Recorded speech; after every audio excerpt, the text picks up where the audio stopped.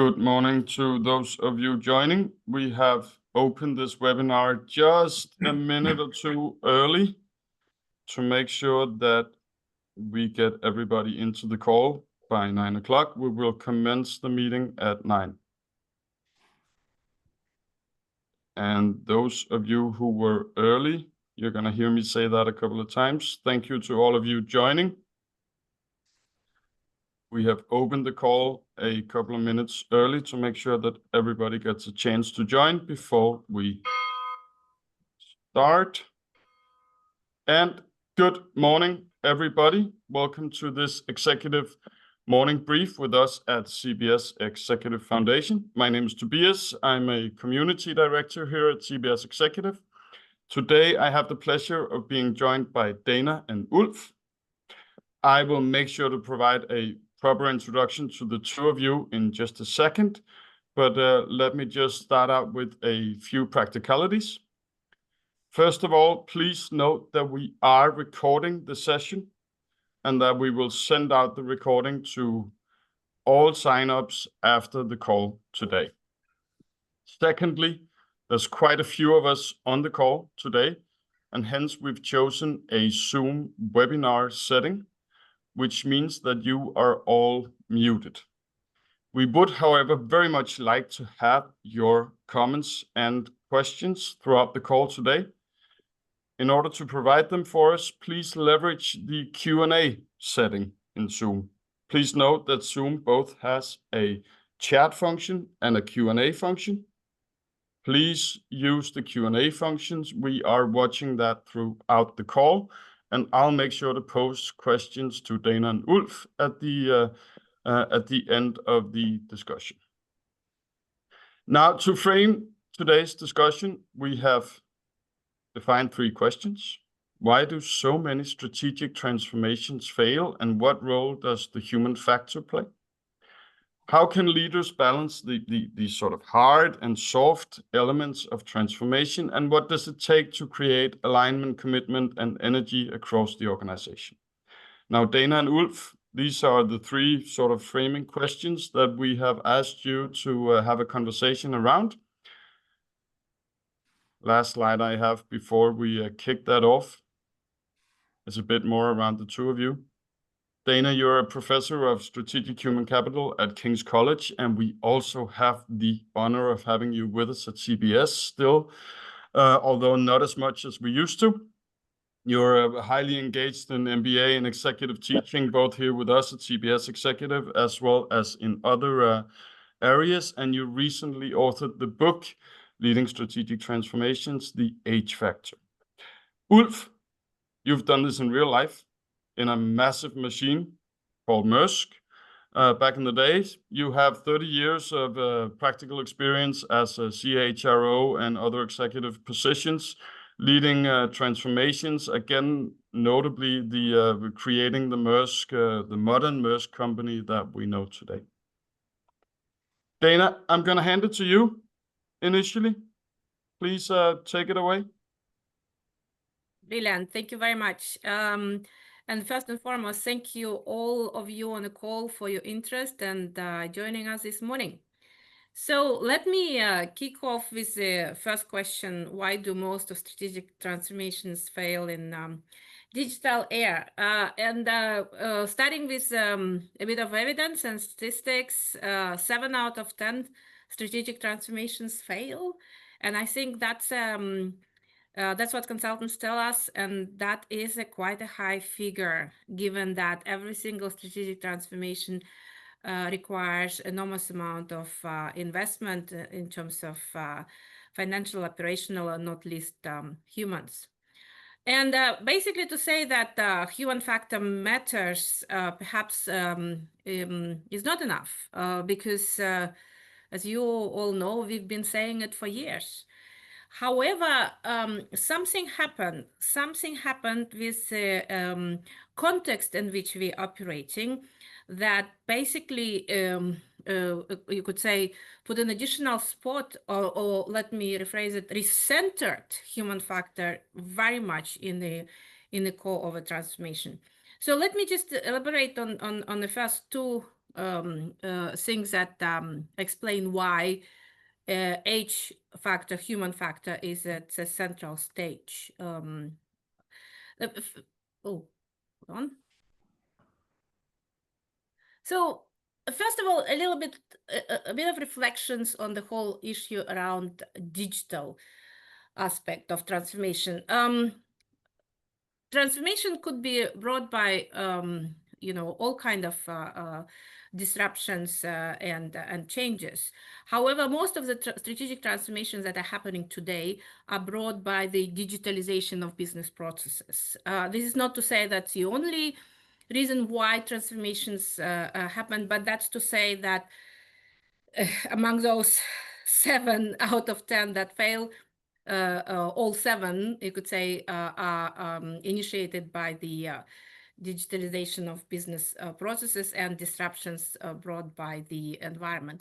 Now, when we talk about digital transformations or transformations brought by the digitalization of business processes, there is one very important distinction, and I'm referring back to strategy literature. In particular, this book came up a couple of years ago, I guess, right now, that introduced, could say, or eliminated the difference between digitized and digital.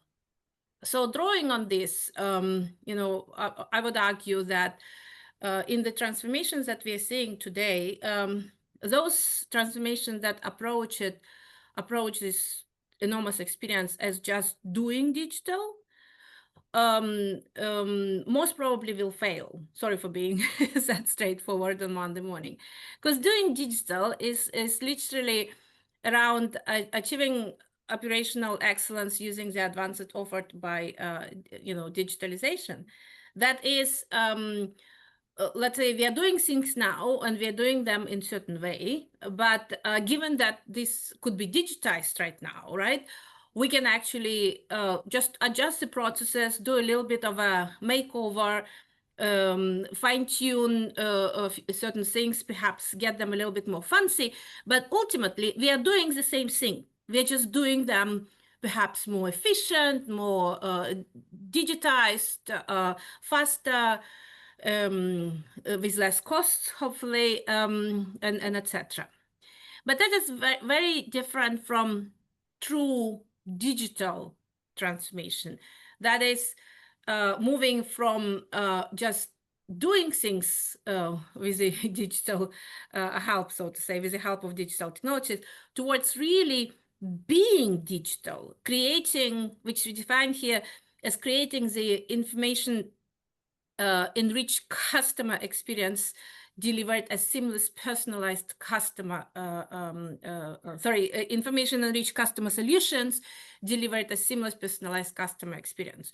So there are 2 important things in here. First of all, customer very much in the center. Once again, one could say, well, what's news? Well, it's actually big news, because for many parts of organization, I don't know, for whatever reasons, few leaders, few senior managers decided to invent this knowledge of internal customer. So, for example, a function that traditionally would be dealing with the most important, with the greatest assets, meaning human capital, that function is traditionally called HR or people and organization.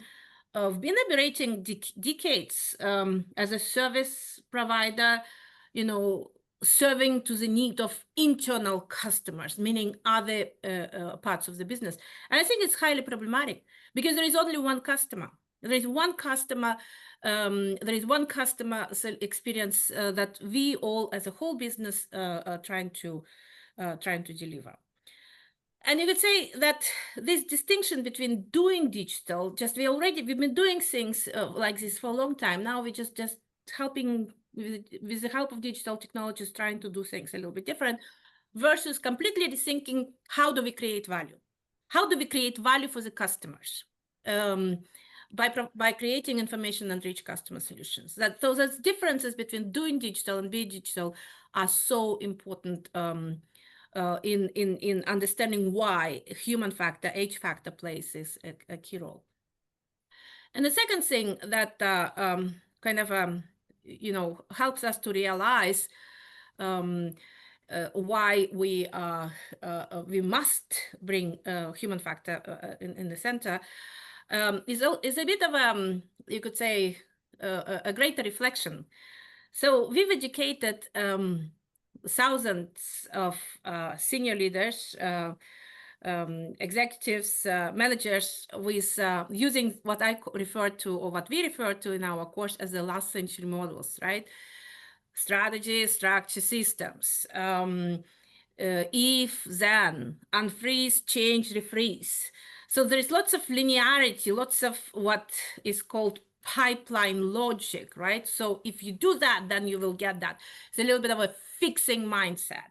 It's like, okay, you're experiencing a lot of competition, and all you need to do is to jump into the blue ocean, and well, what's going to happen right after, given the environment in which we're operating these days? There's lots of other fishes will jump with you in that and turn that blue ocean and the red ocean.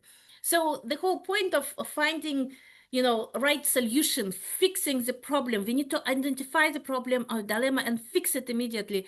That's a little bit of it's a little bit of a last century models, and I think they work. They still work, but in a very stable and predictable environment. And I bet each and every one of you joining this call will help difficulties finding such environment where linear thinking works, where pipeline logic prevails. And simply because we all know that this is how things were. Change of strategy, adjusting of structure, creating of a system and processes, and then using bureaucratic muscle to push things through. All of us also know that this is how things are, network, relationship-based. And I guess what we are arguing in our course, and hopefully also here in our conversation this morning, that the things work for different reasons. And those reasons actually have little to do with things like those things that I described earlier as the last century models, so to say. So that's my initial claim. And maybe if I can actually, Ulf, bring you in right now. What do you think? And you've led quite a few transformations. So what is your take on that? How do you see the role of human capital, and why is that is such a plays such a central role? Did I formulate my question? Yeah, I get it. Thanks, Dana, and hello everybody on the call here. I think, first of all, one of the things that happens in transformations, in my experience, is that you have to have momentum in a transformation, and you have to keep the momentum. And as soon as you lose the momentum, everything grinds to a halt. And then people start doubting, and people lose faith in the transformation, and they start on a new project, on a new kind of transformation, or nothing. And the only way to keep the momentum is to remember that people are at the heart of this. Because I think it's kind of strange that there are only people in an organization. There's nothing else. Yet we tend to forget it. And there are only people to drive transformations forward, and to solve the problems that are inherently in transformations. And the only way to get people engaged in a transformation is, in my experience, is when we understand that the answers is in the organization. People have the answers, and we need to engage them. When we forget that, we disregard people, and when they disengage in a transformation, it just stops. Indeed. And it's interesting how you say, people have the answers, but also the same people, they also have the questions, right? So these are very people who actually initiate the quest for transformation. Because one thing that we all understood, and that's a you know, as I would say, conceptual difference between talking about strategic change and a transformation. Continuous transformation is a norm. It's really not about, you know, getting there, fixing problems, and, you know, doing that faster, lean, more efficient. But it's really about creating an organizational mindset that is continuously transforming itself, in a sense, like turning it into learning organization, you know, very much around culture, big thing, big call for emerging leadership, right? You know, so it's interesting how you say that organizations, they would have all the answers, but it's exactly the same people, or people will have all the answers, but the same people will also have all the questions, wouldn't that? Yes, exactly, and very much so. And I think I've always understood business as about being about problem solving, and transformation is about problem solving some problem we have that we're creating. It could be digitalization or whatever the transformation is. It's a problem that needs to be solved, and the people in the organization are intelligent. The intelligence is randomly distributed in a group of people. It's scattered across the organization. And if you want, as you say, if you want this organization to continuously transform, you have to have the organization continuously problem solve. And the way to do that is to create trust in an organization where people feel that they are allowed to come with their ideas, they're allowed to come with their questions, they're allowed to come with their thinking about how this can happen, and take decisions and solve problems on their own or within their teams.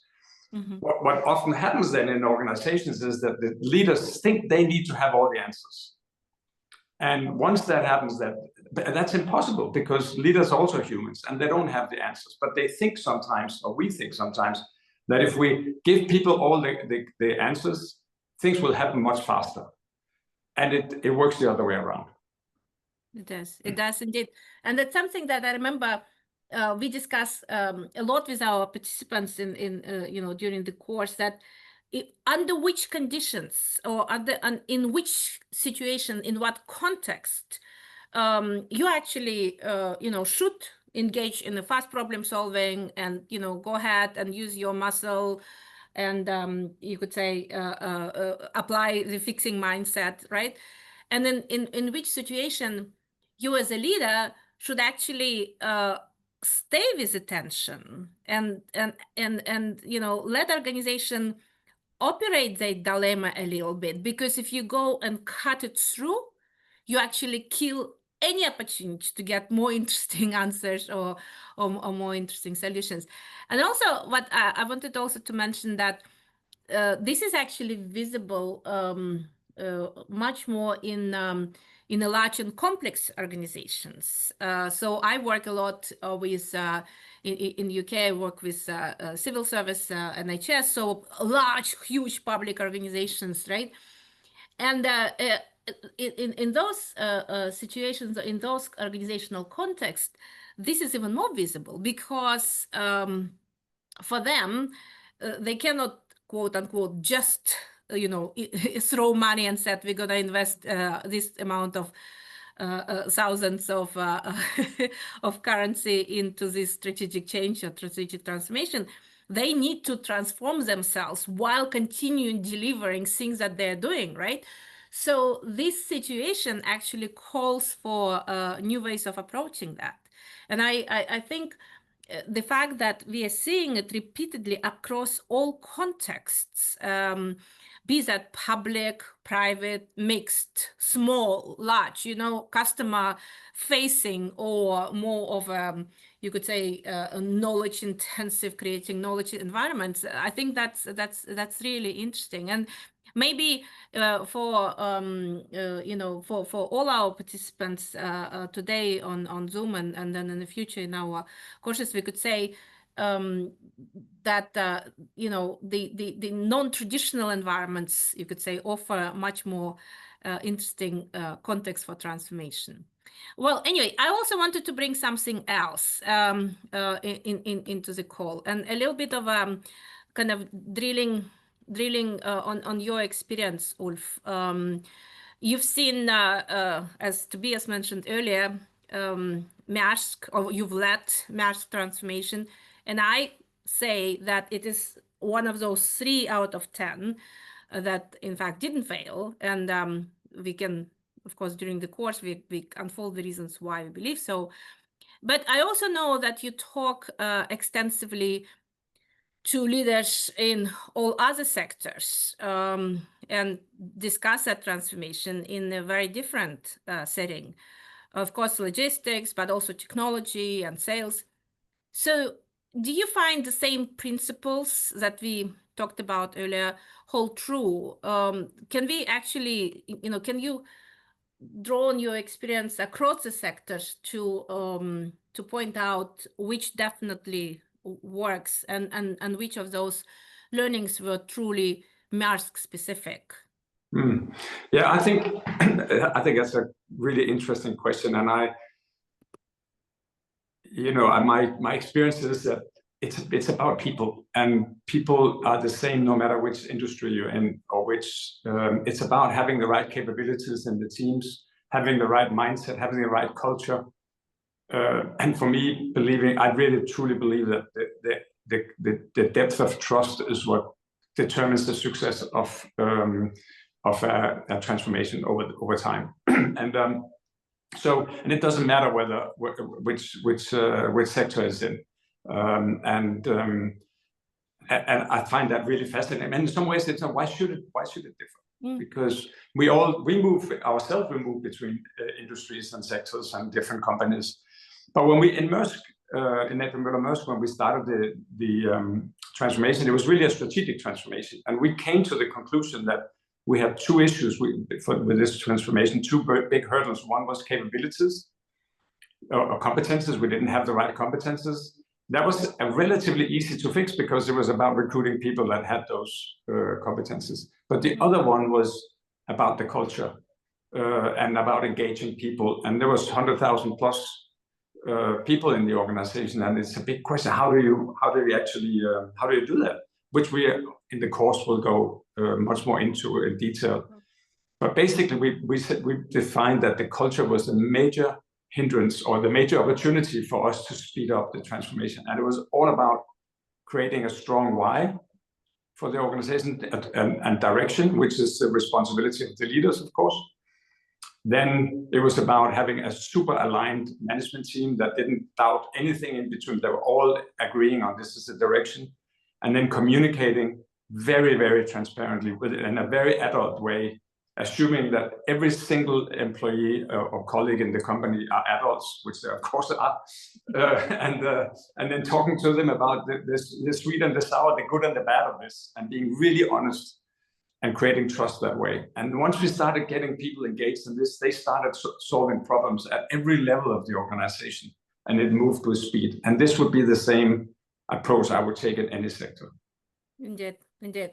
And you could say the interesting thing about Maersk transformation 2016, 2010, 2020, also the one that we've written as a case, is the fact that culture actually really showed is double-edged, how double-edged it is. On the one hand, strong culture, made and still continues delivering, Maersk or any organization, Maersk as this is who you are. This is why we actually got until here. Culture was very reason why Maersk became so successful over those years. And at the same time, could also potentially become a major obstacle, right? Because strong culture dictates, this is the right thing to do, this is the wrong thing to do. This is how we do things in our organization.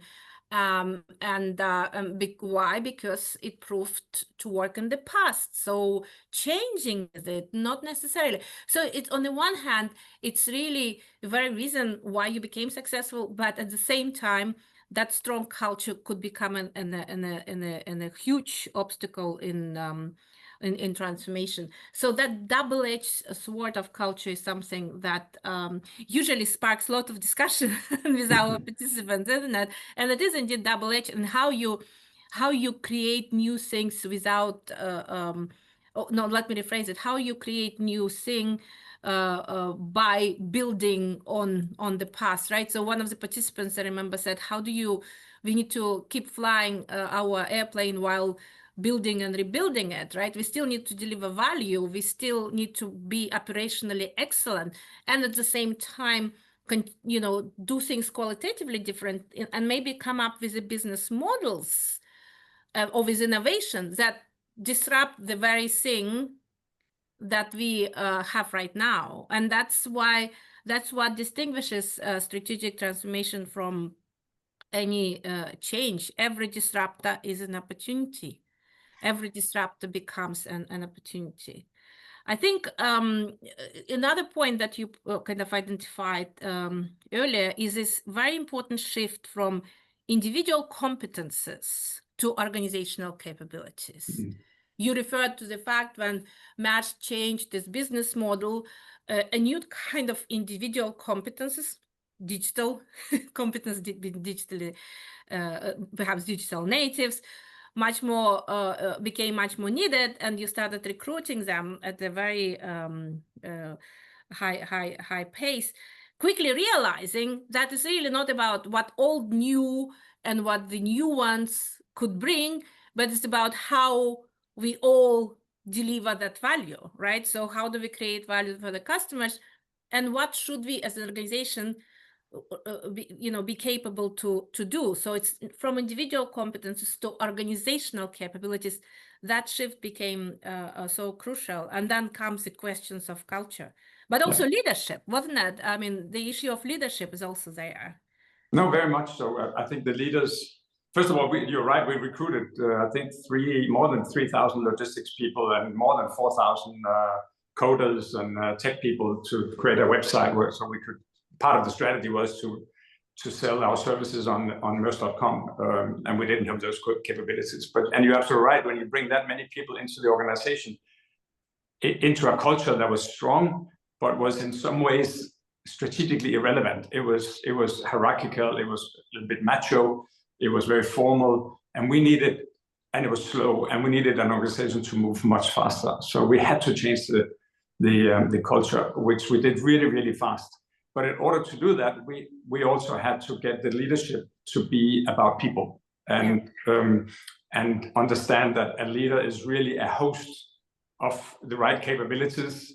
It's almost like a dinner host. You bring in the right people, the right capabilities into the team, and your job is to create an environment of trust, of a great culture where people can thrive and solve these problems. And that was a different mindset than had been in the past, where a leader was in a formal hierarchical company. You have to have the answers as a leader, but it becomes really, really slow. Yeah, and that's something that also we talk a lot in the course, how to move. And this is something actually which is not just happening, you could say, as you well described in practice, but now looking what the movements in the research in this area, what we see, we have great shift. We see great shift going from the leadership or leader focusing on these individual abilities, right? Great leaders do that, senior leaders know the answers, and they are that and that, to something completely different, looking at the leadership as a meta capability dispersed throughout organization, emerging through different, so it's no longer an individual competence, it's also an organizational capabilities. Ulf, I see actually some questions popping up in the Q&A box, and please do submit your questions more. We would like to go that direction in just a second, just to show this final slide, which I hope captures the essence of a conversation that we wanted to kick off this morning, and very much, the conversations that we are having throughout the course. First and foremost, continual transformation is a norm. It's not a part of this last century unfreeze, change, refreeze, fixing mindset. It is definitely far from a, fleeting trend. And it is there, it is here actually already. It's already happening because three very important shifts occurred during the last decade, and particularly post-pandemic, with increase of whole, digitalization of advances of digital technologies. And those three shifts are tectonic in the sense that they're happening. So it may be not all organizations seeing that already on the surface, but it's definitely going to disrupt the reality. And these are the fact that we are operating in the environment of unprecedented complexity, where both degree of change and pace of change is extremely high at the same time. It applies across all the sectors. And the fact that we need to shift the focus from individual competences towards much more dynamic and self-renewing organizational capabilities. And the third point is the imperative to place human capital at the heart of this strategic transformation. And by human capital, we mean culture, leadership, learning. So these are the kind of main points that I hope we brought through in the first half an hour, and I see lots of questions popping up in Q&A, but I think I'll better hand to Tobias to lead us through them. Yes, thank you so much, Dana, and to all of you, thank you so much for your questions. There's quite a number of them, so I'll try to paraphrase a bit of sort of over a large chunk of your questions. First up, there's a lot of questions around this sort of last century models, the very structured approaches to transformation, these sort of easy go-tos for us as leaders. I mean, a lot of questions again around sort of you're pointing to a new mode of leadership in some degree, and what are the sort of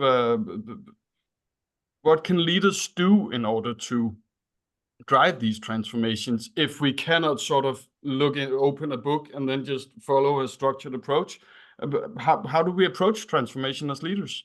Yes, thank you very much. Well, I always say if you have a hammer, just one hammer, everything looks like a nail, right? So you have your one, this linear last century model, and you go and apply it, you're going to be successful, right? In fixing this thing. Maybe they're not going to last, but doesn't matter. We fix them right now. I guess what we are inviting you to consider is instead of, well, let me rephrase it. In addition to that little hammer, think about leadership toolbox. And in fact, we actually start our 5-day journey by creating a visual of that leadership toolbox, right? Where, by the way, there is definitely a hammer. There is definitely that one fixing by the book linear model, and it should be. But I guess my point is that there just should not be 5 hammers. One is enough. When you know when and how to apply it, and we will still need that. In the whole organization, there are some pockets where things are relatively stable, predictable, low degree of change, low pace of change. Go ahead, take your hammer, start hammering down. Yeah, use your bureaucratic muscle. But there are lots of parts in the organization where this may work in the short term, but you actually need other tools, maybe to stay in attention, not to jump to the easy solutions because they're not going to be long lasting, but see whether there are possibilities for complementarities and synergies where actually if you do things, if you create certain environments, suddenly 2 + 2 could become 5. So in such situations, hammers are useless. Actually, they destroy opportunities for 2 + 2 becoming 5 because it's fixing, right? So no, we are not saying let's throw out everything new and get to the new point. We are saying let's instead of moving I have a tool to have I have a toolbox, and there are many things in here, and let us together go through that and make sure that we have various tools, we are aware when we use what. And most importantly, and for many of our participants who are very senior people, they know it all, right? So it's much more important to actually maybe clean it up a little bit, maybe put a little bit labels, maybe see, hey, maybe I could use a tool in a different way. Now that I'm not alone, but I have a technology next to me, I have a new infrastructure next to me, I have new way of doing business through ecosystems and platforms. Maybe I, as a leader, need to rethink how I use the same tool, but in a different way. Am I making sense? Did I? Yes, no, definitely. Yeah. But getting sort of very practical on this, Ulf, you spoke to sort of a number of the sort of key things to establish or switch on as a leader. You said a strong why, a very aligned senior management team, building trust, but very much, and again paraphrasing around a few questions here, building trust is a long-term thing.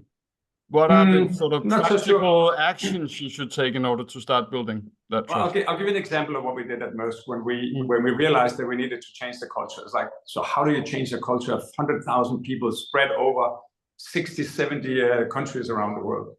And it was overwhelming in some ways. And first we decided the management team what we wanted to do, what the culture should look like. And then we went to a consultant and asked them to help us. And we realized very quickly that this is completely wrong. This is not gonna work. I think we came up with 70 work streams or something like that. And can you really change culture with work streams? So we decided to basically build trust, and we decided to base ourselves in the answer of the people, of our colleagues, and saying they have the answer. So we asked 5,000 employees, colleagues, which shifts, in order to be successful, which shifts do you think we should make in the culture? And they came up with 4 shifts, and I'll go through them in the course in more detail.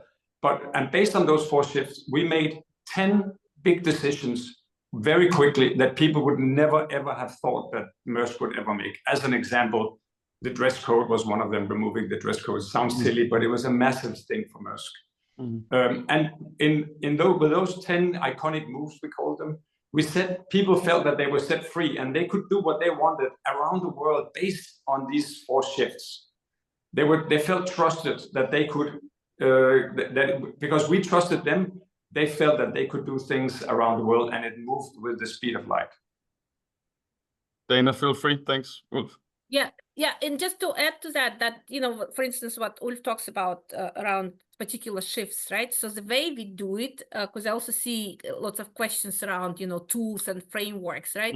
The one thing we do in the course that we don't lecture, that is, we in a constant kind of a conversation in here. So Ulf just said, for example, removing dress code had an enormous effect, right? Immediately stepping in, why so, right? Why is that? Where in the, let's say, organizational culture frameworks can we find an explanation for why did it work? Because it's not about just picking up on the best practices. What Ulf did, let's, bright and shiny, apply it everywhere, right?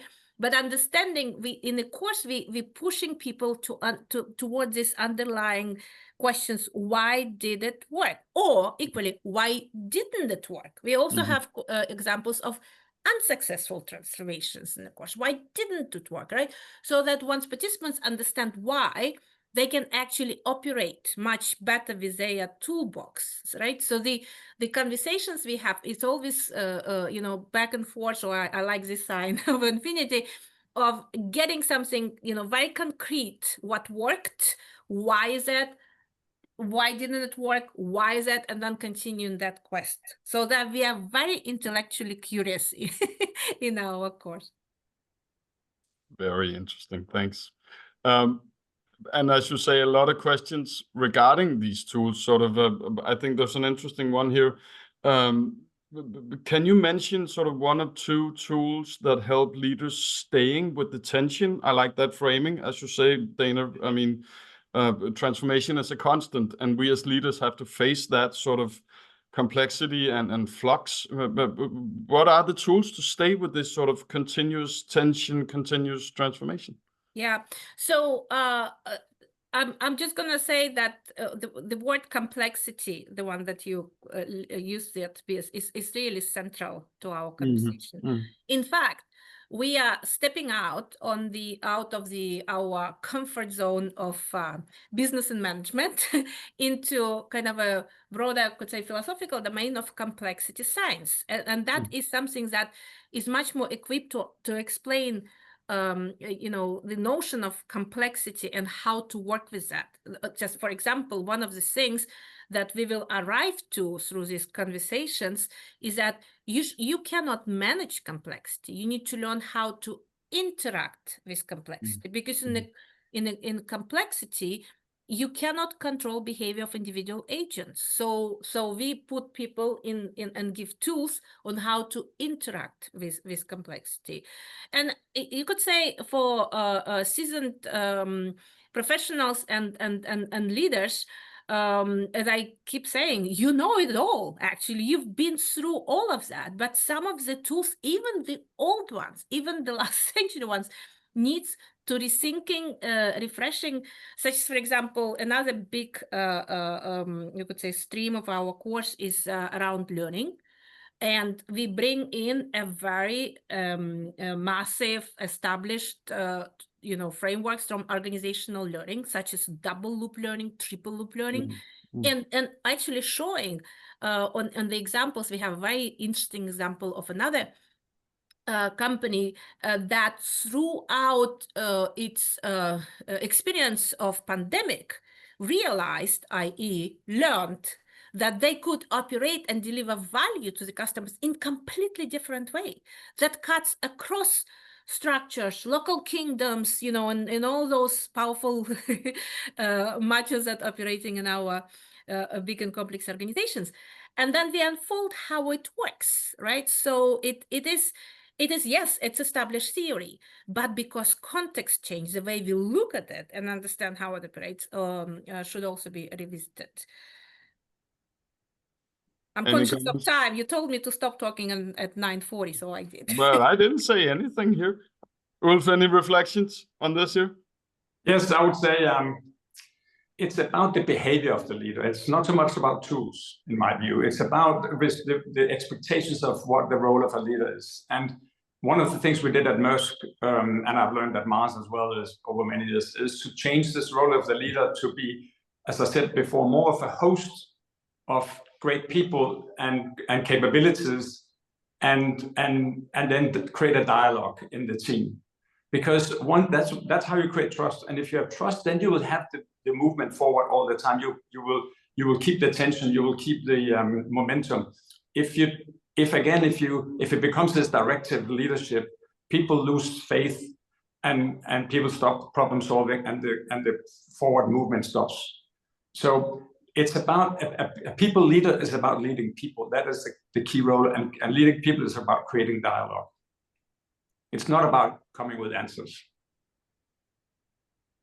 Especially in the environment, especially in the environment dominated with advances in technology. So, for example, we have the whole afternoon talking about the role of AI and how that shapes our human age factor. Because what we use or operationalize in our course as human capital, it's not just about people.